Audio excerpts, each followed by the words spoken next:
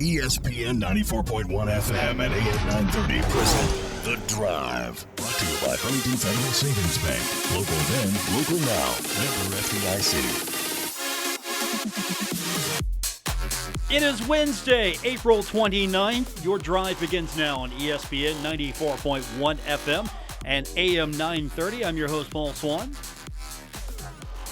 You can join the program by calling the Miller Lite phone lines at 877-420-TALK. That is 877-420-8255. Miller Lite, whole true, great taste, only 96 calories. It is the original light beer. Also, you can find me on social media if that's easier for you. At Paul Swann is where I'm at on Twitter. And of course, if you would do us a favor, follow me on Facebook, The Drive with Paul Swann. Really would appreciate that. That's where we update these. Well, we update every day. We post the podcast there. We also, when we have guests, we post all that information there. So that's a great place to start if you want to keep up with me and the show. So where do we start today? And of course, the NCAA. All of this that's going on with the COVID-19 pandemic and everything that's going on, the NCAA continues. And if you haven't heard by now, the Board of Governors supported rule changes to allow student athletes to receive compensation from third-party endorsements, both related to and separate from athletics. Now, it also supports compensation for other student athletes, the opportunities they might get, such as social media, businesses they have started, and personal appearances within the guiding principles originally outlined by the board in October. This is the NCAA. Now, student athletes will be permitted to identify themselves by sport and school. The use of conference and school logos, trademarks, or other involvement would not be allowed. The board emphasized that at no point should a university or college pay student athletes for name, image, and likeness activities. So the school's not paying. Now, if I want to go out and contract with a student athlete, I would be responsible for paying that student athlete, is what I'm understanding this to be. Boy, this is going to be a nightmare. So again, if I want to hire one of these student athletes, I can hire them. They can be my spokesperson. If I understand this, if I'm getting this correctly here, I can bring them on board and say, okay, this is going to be my sports person. And they can identify themselves. For example, let's just say he was our intern here a few months ago, Jansen Williams. If I want Jansen Williams to be my spokesperson, if I understand this correctly, he can identify himself as Jansen Williams, because that's who he is.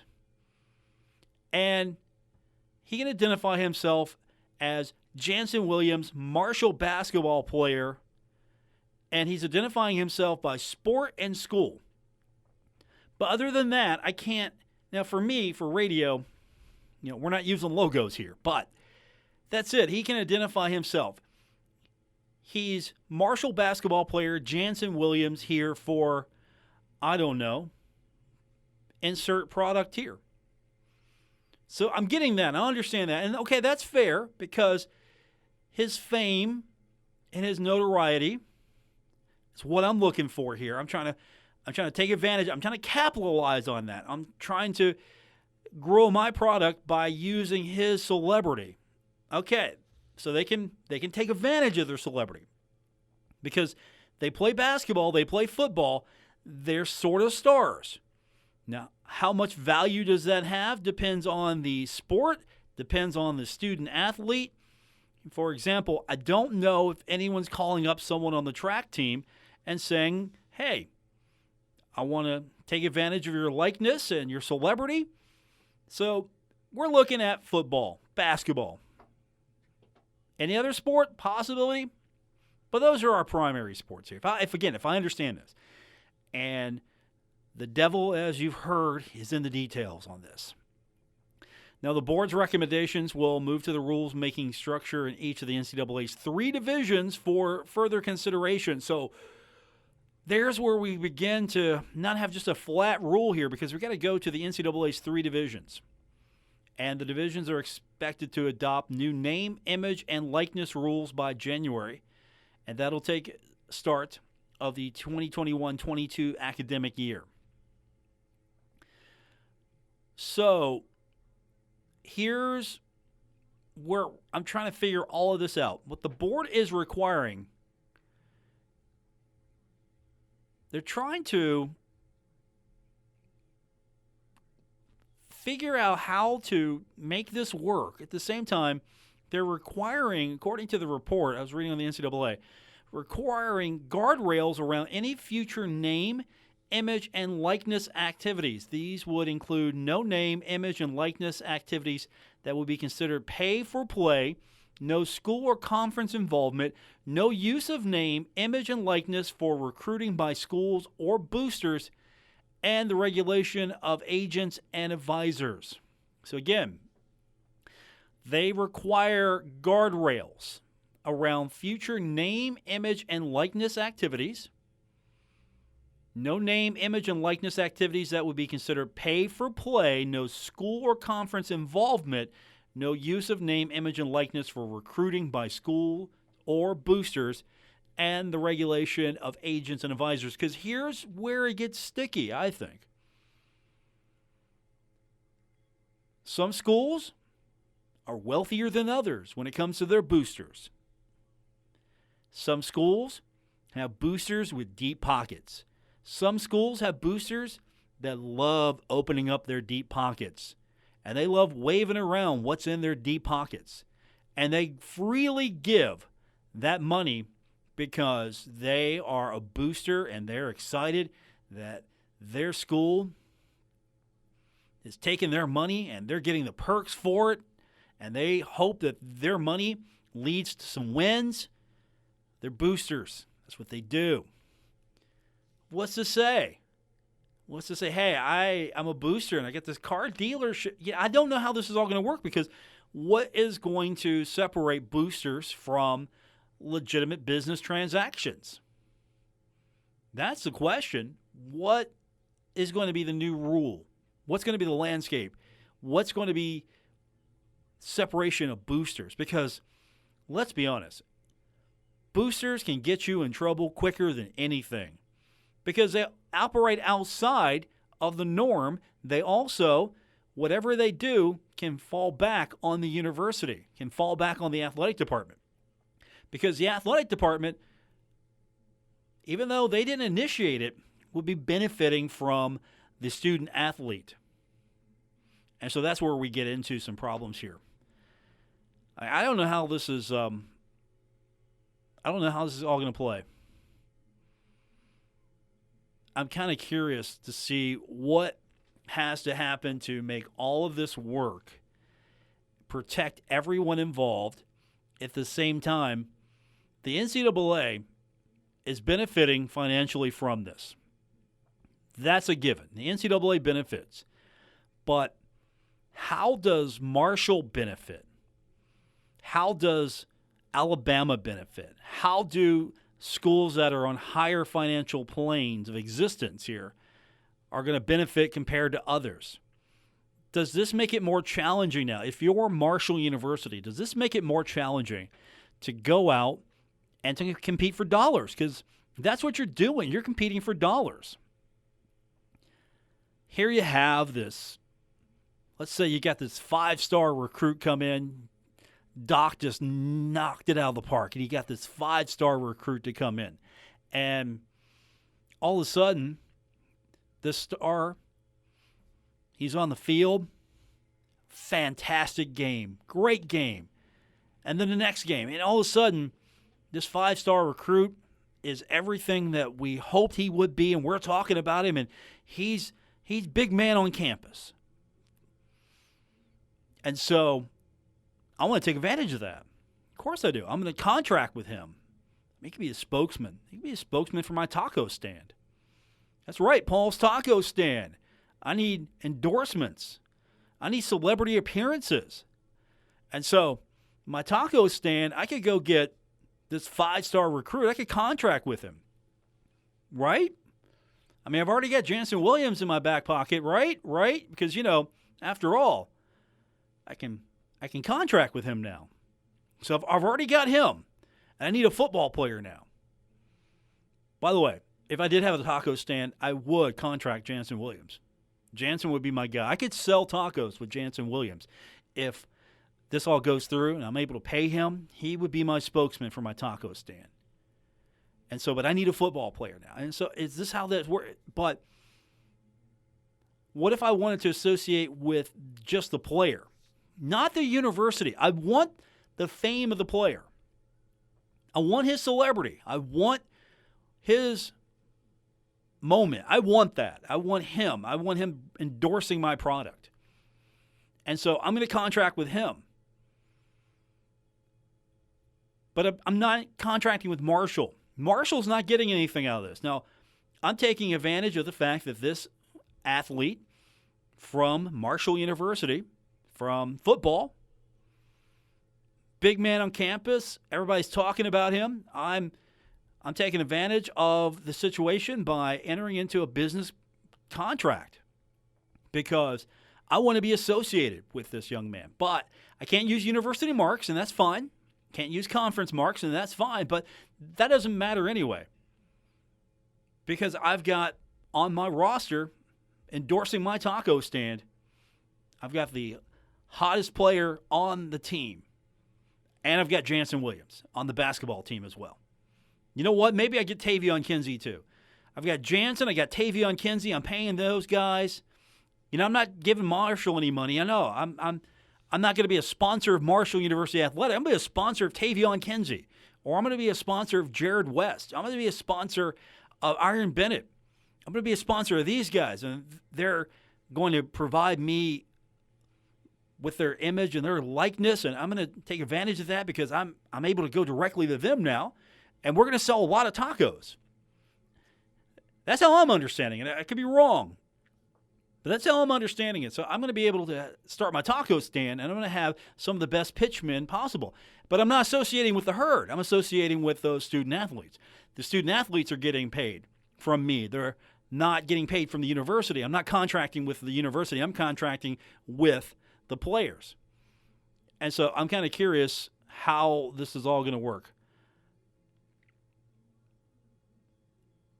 Now, I could be completely offhand here and not know that I can't use those guys for my taco stand. These are things that we're going to have to, once we get down to what is going to be in place, how it works, there's got to be sort of a clearinghouse for this, sort of a, how do you do this? How do you go about this? Is there going to be a department in which, or is this going to be dependent on the student athlete to make his or her own deals, have something in place?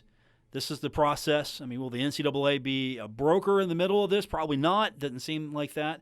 Will there be sort of that middleman? How does that work? Because I'm not just going to hand my money over to the athlete, or am I? Is that how it works? I'm going to enter contract with them, and we'll have to see if the contract's legal and make sure it doesn't infringe on anything. And that's where we're at right now. And how do we determine that an employer or someone who's taking advantage of this young man's likeness, how do we know they're not a booster? But it all comes down to, I think Marshall's going to be in competition with these athletes, and schools across the country are going to be in competition with their student athletes now because, you know, I want to associate with the herd. Yeah, I'm going to spend money with the herd. I'm associating with the herd. I'm a proud sponsor of the herd. You see it on commercials all across TV with that logo, proud sponsor of the herd, because somebody has paid for that distinction. They want that association. But what if I can't be the car dealership of the herd? What do I do? Well, I could go get Tavion Kinsey. He could be my spokesperson, right? Hey, this is Tavion Kinsey, Marshall basketball player, coming down to Paul's car shop. I'm going to stick with the taco stand, though. The taco stand's where it's at. Think about this. What does this truly mean? And we're going to learn more about it. And I feel like I'm going to have to go to school on this just because there's so many challenges here. There are so many rules that need to be redirected. There are so many things that we're going to have to understand, because we want to make sure that I'm doing it right and they're doing it right. I don't think you're just going to turn them loose and say, okay, here you go, young man. You're free to go. Contract with anybody here. Don't use our logo. Don't use the conference logo. We're not going to handle the money. It's all you. Go forth, young man. Go forth, young woman. Take advantage of this. I don't think that's how it's going to work. So how's Conference USA and the other leagues going to deal with Media Day? Well, they might look to the Mountain West for the example. We'll talk about that and more when we continue with today's edition of The Drive on ESPN 94.1 FM and AM 930. This is The Drive with Paul Swann on ESPN 94.1 FM and AM 930. Presented by Huntington Federal Savings Bank. Guests with Paul Swann appear via the Miller Lite phone lines.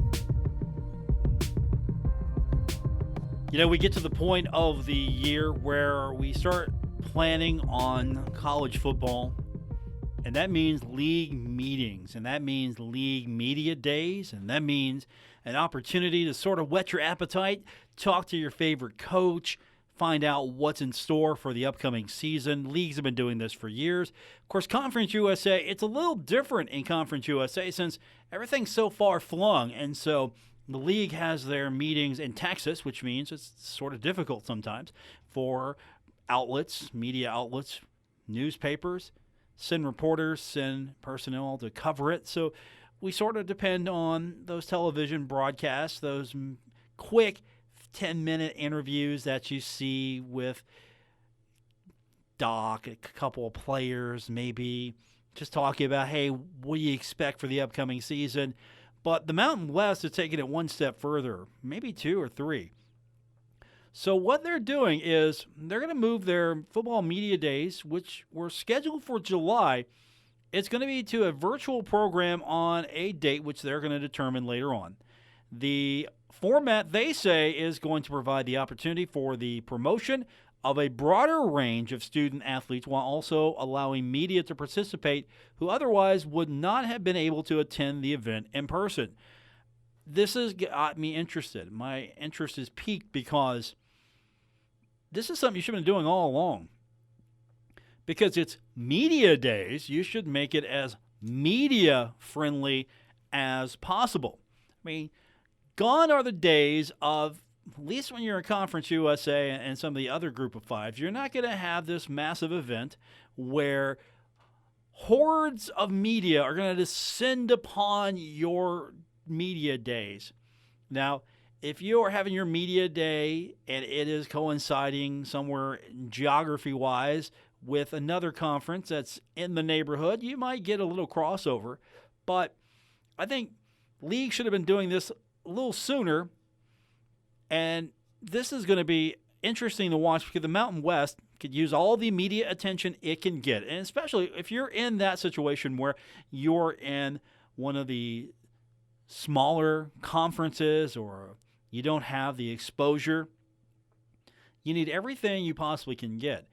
And let's be honest, do you think coaches really enjoy going to media day? Do you think coaches enjoy media? Some do, some don't, some are in between. Do you really think that, I'm not going to name names, but do you think certain coaches wake up and go, oh boy, I have to go to media day. I'm excited. Do you really think that happens?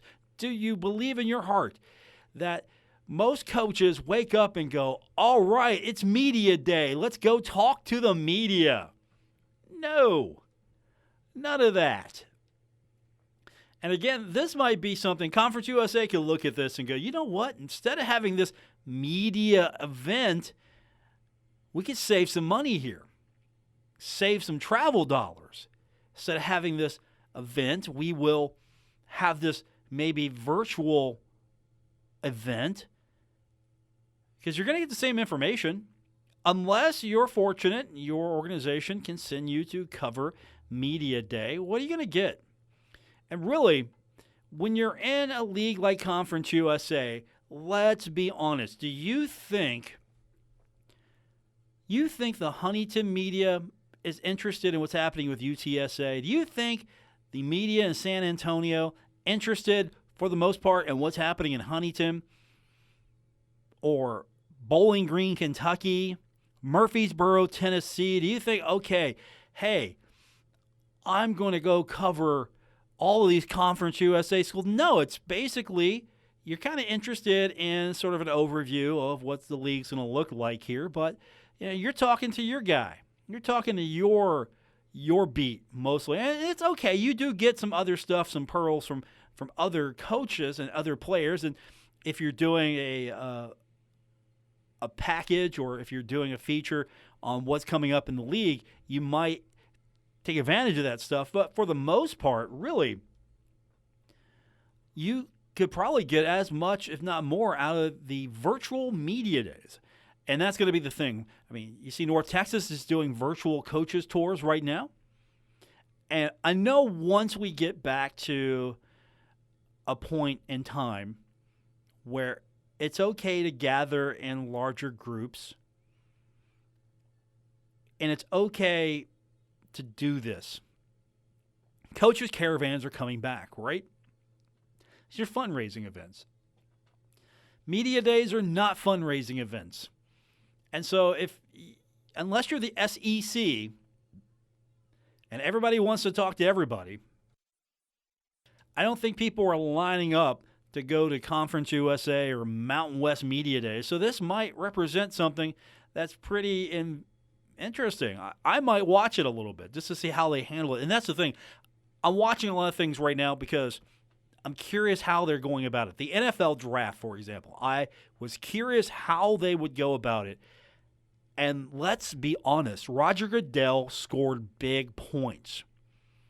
He was professional, but likable, personable, had good interaction virtually, but he had great interaction really with players when he could, fans. He didn't take himself seriously. He also made sure that we understood that the league knows what we're dealing with right now. It was a COVID-19, a coronavirus fundraiser, and I think the league did a great job.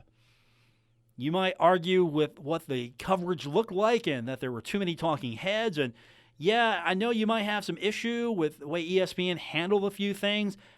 I mean, after all, some of the things they put on those graphics, I really didn't know and need to know. And of course, ESPN trying to add some flavor to the story of the young man who was just drafted, trying to find a way to spice it up a little bit. Not necessarily. I don't think they necessarily went and go, okay, hey, this is interesting. Mother is recovering from drug addiction. Let's go ahead and put that there. I don't think they were intentionally, because that would be an intent. I don't think the intent was there. I think it was just carelessness, to be honest. Just a flat-out mistake. Hey, let's put out there this young man's business, that his mom's had problems with drug addiction. She's better now, but she had problems. I don't think that they were thinking in that sense. They were, hey, this young man, he's come from a tough background. His mom has battled drug addiction, and she's recovered, and they were thinking, oh, that's going to be a great story. So I think we learned a lot from the NFL draft. I'm curious how the NBA draft, if it has to go through something similar, will look like, and that's going to be a ways off. The NHL draft, I'm curious how that might look. But again, the NFL had the blessing that their season's over. Everything was in place to have the draft. The only thing that changed was the distribution, the location. It came from our living rooms and our basements. And I tell you what, for a let's get this put together real quick event, we're all doing it from home, I think they did a good job. And I can't wait to see what the NHL and the other leagues are doing, because they're trying to formulate plans. And there are so many plans, we could talk about it right now, but there are so many plans. I mean, baseball is trying to put together a plan.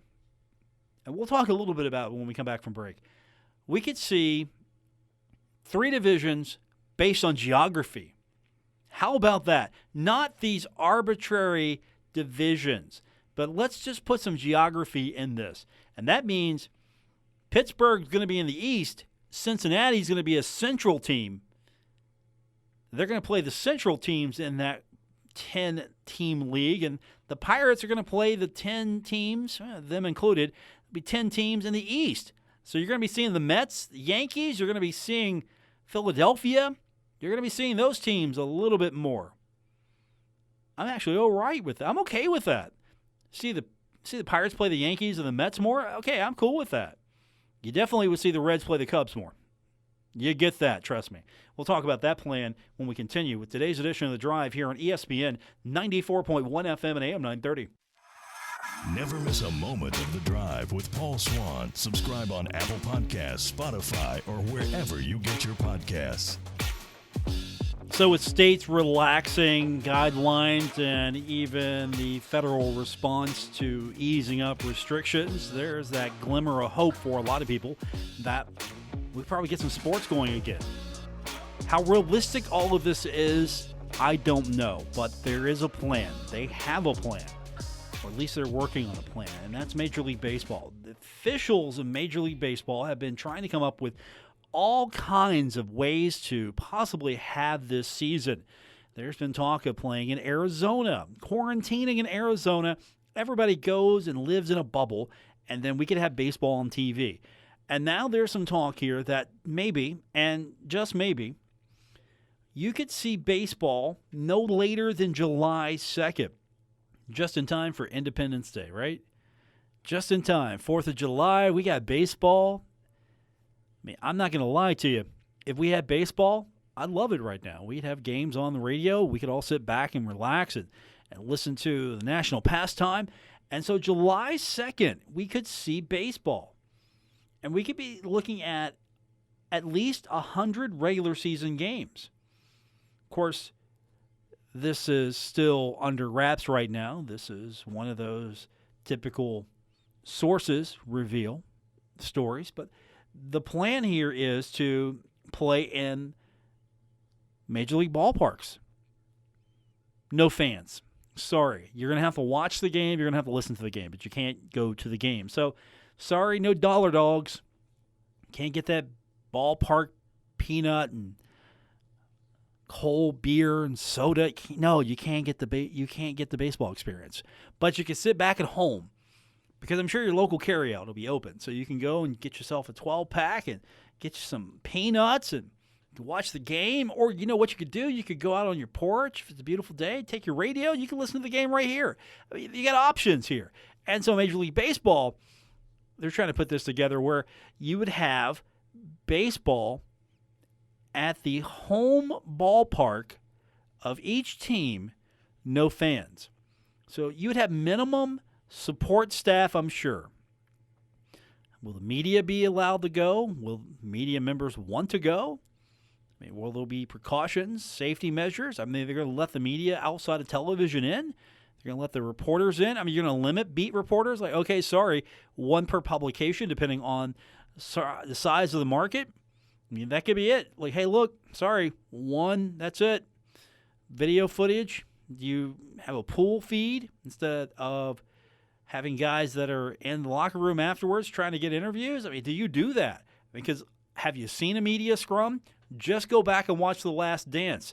That's what it looks like, kids. We roll in. We elbow each other. We try to get our microphones in there. We're all crowding up. Trust me, that's a petri dish for COVID-19 right there. A media scrum, that's a petri dish for it. Somebody will get infected that week if it's not under control. So you might have to see media scrums like that go away. But that's the little stuff. I'm talking the little stuff here. This is the big stuff here. It's a 3-division plan. 10-team plan. 3-division, 10-team plan in which teams play only within their division. That's not a bad idea. That's not a bad idea. And it doesn't matter if you're an American League team or you're a National League team. It doesn't matter. The leagues and everything is aligned based on geography. So if medical experts, and hopefully we're talking medical experts here, they approve this and figure out how to make it work, And, of course, there's got to be plenty of testing. Testing. That's the big story. This stuff doesn't fly without testing. The pros can do this, though. The pros can do this. They'll have the resources and the money. They can do this. One entity, the league, spearheading this, coordinating this. There's not one entity when it comes to college athletics. There are multiple entities. The NCAA is not going to spearhead this. The conferences, the individual schools, the individual states. But if this could fly, you could reduce travel immensely and you can still have baseball. And so here's what, and I think these are pretty good regions, to be honest with you. So here's the possible realignment. In the East, you could have the New York Yankees and the Mets. Now, obviously, you want to keep them together because travel's going to be easy there. You've got the Boston Red Sox. Again, travel's going to be easy there. Washington Nationals, still in the same region. Okay, you can make that work. Baltimore Orioles, yep. All right, it's pretty good so far. Philadelphia Phillies, Pittsburgh Pirates, yeah. Okay, this is all good. This is going to be easy to get to. The Toronto Blue Jays, all right, yep, that's pretty good. That's easy there. And then you got to throw in Tampa and Miami. All right, got to travel a little bit more there. But other than that, that's a pretty solid 10-team group. That's pretty good. Geography makes sense. And all of a sudden, you've got old rivals and you've got new matchups here. Yeah. The Phillies taking on the Yankees on a regular basis. That's pretty cool. Okay, in the West, here's what you got. The Dodgers and the Angels. All right, perfect, makes sense. Yep. San Francisco Giants, again, yep, makes sense. Oakland, yep. San Diego Padres, yep. Got to throw Arizona in. Okay, that's perfect. Colorado, right there. Okay, this is pretty good. This is pretty smart. Texas, yeah. Texas isn't exactly... Yeah, they could go either way. Yeah, Texas. Throw them in there. Houston. Seattle. All right, that's pretty solid. The West looks good. And then you got the Central. The Cubs and the White Sox. That's going to be golden. And then you've got the Milwaukee Brewers, the Cardinals, the Kansas City Royals, the Reds, the Indians, the Twins in Minnesota, Atlanta, and Detroit. Major League Baseball, you should keep it this way all the time. I'm serious. This should be the divisions. 3 10-team divisions. This should be it. Because if the Reds played all these teams, I would be interested. Playing the White Sox? Sure. Okay. Sure. It's better than playing the Cubs. Oh, you got the Cubs too? Okay. Yeah, I don't like them, but that's just my problem. So the Brewers, this all makes sense, division-wise. Now, are they going to have to, though, have spring training? Are they going to maybe do spring training in their own facilities? That being Grapefruit League, Cactus League, a few days and weeks of that, getting that prepped and ready to go? We don't know yet, but I think this is a brilliant look at how you do this. I don't know if you could do this in the NHL as well, because you got the situation of the NHL, you're trying to finish the regular season. You want to finish the regular season, and then you got the playoffs. And really, the victory is getting to the playoffs if you're the NHL and the NBA as well. I think this makes sense. I like this. The geography works for me. 3 10-team divisions, sign me up. I'm actually pretty interested in that. More on the way. It's The Drive, ESPN 94.1 FM and AM 930. You're listening to The Drive with Paul Swann on ESPN 94.1 FM and AM 930.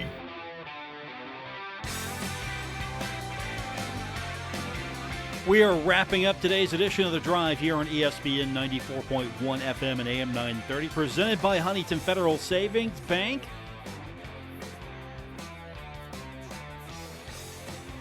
So what are we going to do with the impending upcoming season? What are we going to do? We don't know yet. And we're getting to that point where, yes, states are starting to ease restrictions and we're starting to open back up.